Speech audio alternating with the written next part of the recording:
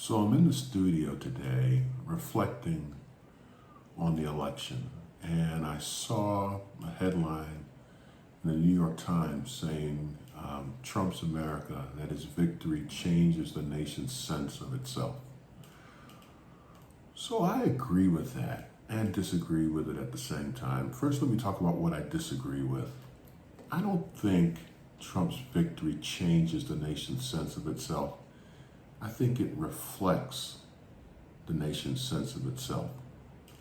The people that supported Donald Trump, what they believe is what they believe and what they've always believed.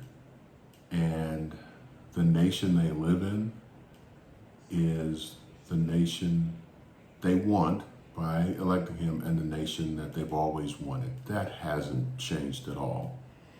Now, it has changed the nation's sense in itself based on the minority voting blocks and the voting blocks of one of the, well, that's still a minority. So let me tell you what I saw. White women voted for Trump, 52%. 52% of white women voted for Trump. 37% of Latino women voted for Trump.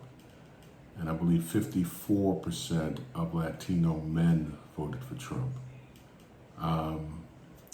While 92% of black women voted for Harris. So the coalition that Harris hoped to build and that she thought she built doesn't really exist. I was kind of surprised to see that 52% of white women voted for Trump, considering everything on the line with reproductive rights in this country right now, and how Trump was directly responsible for 3 Supreme Court justices that took away women's right to choose. That was surprising. The Latino vote, I was also very surprised at how many of those folks voted for Trump. And although not a monolithic bloc, not all Latinos think alike, but I just wonder if they really considered what's going to happen when he tries to deport 20 million undocumented people, and how many of them and members of their family might be wrapped up in that as well. And then there's black men. Being a black man, I was really surprised to see 20% of the black male population vote for Trump. I think a lot of them thought about their needs and their desires today, and really didn't think about the impact it was going to have on their sons, their daughters, their nieces, their nephews, their wives, their mothers. And as a black man, at the end of the day, with Trump's focus on being more lenient with the police, taking restrictions off of the police, fewer penalties when police happen to engage in what might be considered reprehensible behavior, I, as a black man, am afraid of what that might look like for me, my sons, and my grandson. So those are the things that really kind of surprised me.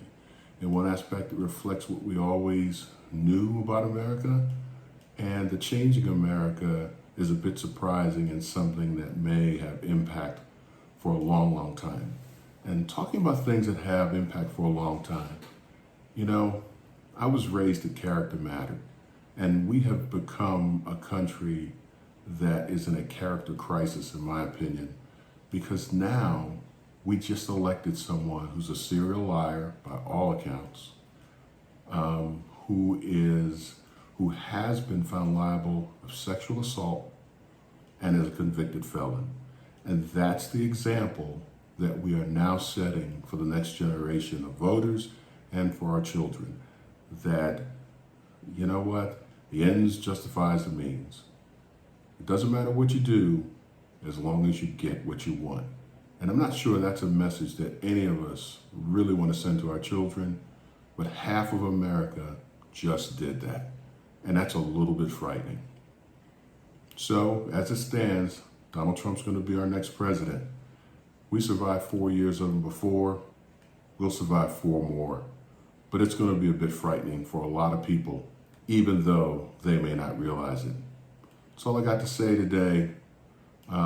Keep the faith, keep fighting, don't forget, we've had Republican and Democratic presidents before that we may not have agreed with.